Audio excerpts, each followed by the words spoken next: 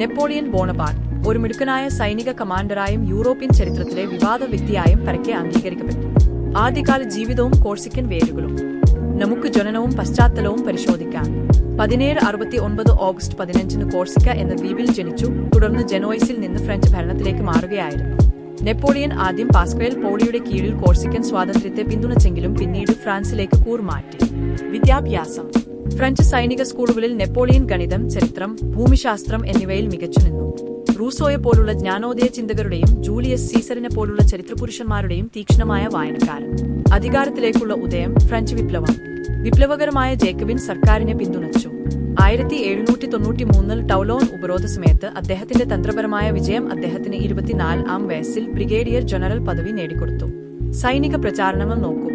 Italian കാമ്പയിനുകൾ അച്ചടക്കത്തിന് ഊന്നൽ നൽകുകയും കൊള്ള ഒഴിവാക്കുകയും ചെയ്യുന്ന മികച്ച തന്ത്രങ്ങൾ പ്രകടമാക്കി. ഈജിപ്ഷ്യൻ പരിവേഷണം. ഇന്ത്യയിലേക്കുള്ള ബ്രിട്ടീഷ് പ്രവേശനം തടയാൻ ശ്രമം സൈനികമായി വിജയിച്ചില്ലെങ്കിലും റോസെറ്റ് സ്റ്റോൺ പോലെയുള്ള സുപ്രധാനമായ ശാസ്ത്ര കണ്ടുപിടുത്തങ്ങൾ അത് നൽകി. നെപ്പോളിയന്റെ അധികാരം പിടിച്ചെടുക്കൽ. 1799 ഒരു അട്ടിമറി സംഘടിപ്പിച്ച് ഫ്രാൻസിന്റെ ആദ്യ കോൺസൽ ആയി. 1804 പ്രചാരണത്തിന്റെ പിന്തുണയോടെ 3 റഫറണ്ടങ്ങൾക്ക് ശേഷം സ്വയം ചക്രവർത്തിയായി. പരിഷ്കാരങ്ങളും പാരമ്പര്യവും. സാമൂഹികവും രാഷ്ട്രീയവുമായ പരിഷ്കാരങ്ങൾ. നെപ്പോളിയൻ കോഡ് എന്നറിയപ്പെടുന്ന നിയമത്തിന് കീഴിൽ പുരുഷ സമത്വത്തിന് ഊന്നൽ നൽകുന്ന ഒരു ഏകീകൃത നിയമചട്ടക്കൂട് സ്ഥാപിച്ചു. മതസ്വാതന്ത്ര്യം കാത്തുസൂക്ഷിച്ചുകൊണ്ട് കത്തോലിക്കാ സഭയുടെ സ്വാധീനം കുറച്ചു. കാര്യക്ഷമമായ നികുതി ഏർപ്പെടുത്തുകയും ബാങ്ക് ഓഫ് ഫ്രാൻസ് സ്ഥാപിക്കുകയും സമ്പദ്വ്യവസ്ഥയെ സ്ഥിരപ്പെടുത്തുകയും ചെയ്തു. അടിസ്ഥാന സൗകര്യങ്ങളും വിദ്യാഭ്യാസവും. പാരീസിലെ ജലവിതരണം നവീകരിക്കുകയും സമഗ്രമായ വിദ്യാഭ്യാസ സമ്പ്രദായം സൃഷ്ടിക്കുകയും ചെയ്തു. സാങ്കേതിക് സിവിൽ സർവീസ് സ്കൂളുകളിലേക്കുള്ള പ്രവേശനം വിപുലീകരിച്ചു. യൂറോപ്യൻ സ്വാധീനം. കീഴടക്കിയ പ്രദേശങ്ങളിൽ ഫ്യൂഡലിസം നിർത്തലാക്കി. ദേശീയതയുടെയും സ്വാതന്ത്ര്യത്തിന്റെയും വിപ്ലവ ആശയങ്ങൾ പ്രചരിപ്പിക്കും. പ്രശംസയും ശത്രുതയും സമ്പാദിക്കും. വിവാദങ്ങളും വീഴ്ചകളും. വൈരുദ്ധ്യങ്ങൾ.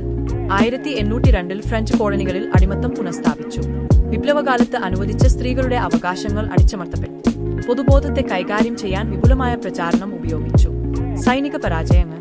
Russian campaign 1812. റഷ്യൻ സൈന്യത്തിന്റെ കരിഞ്ഞ ഭൂമിയിലെ തന്ത്രങ്ങൾ മൂലം വിനാശകരമായ നഷ്ടം. അവസാന പരാജയം 1815 വാട്ടർലൂ യുദ്ധത്തിനുശേഷം സെന്റ് ഹെലീനയിലേക്ക് നാടുകടത്തപ്പെട്ടു.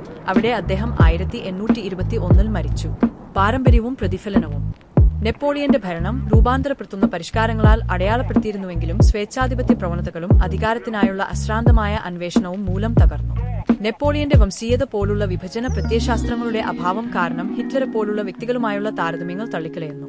ന്യൂനതകൾ ഉണ്ടായിരുന്നിട്ടും നെപ്പോളിയൻ അഭിലാഷത്തിന്റെയും പരിഷ്കരണത്തിന്റെയും സൈനിക വൈഭവത്തിന്റെയും പ്രതീകമായി തുടരുന്നു.